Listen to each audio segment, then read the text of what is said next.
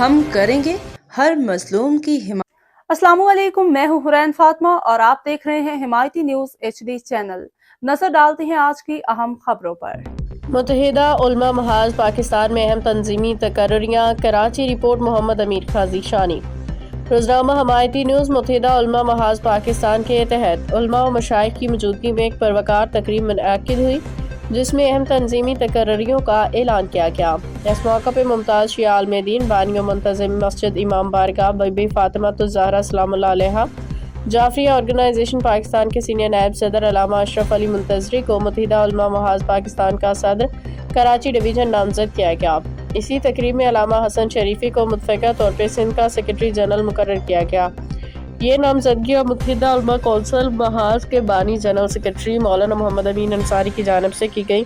تقریب سے خطاب کرتے ہوئے علماء کرام مشائخ نے دونوں شخصیات کی بین المذہب ہم آہنگی، امن، اتحاد، رواداری کے فروغ کے لیے گزشتہ کئی دہائیوں سے انجام دیے جانے والے گراں قدر خدمات و انتھک جدوجہد کو زبردست خراج تحسین پیش کیا۔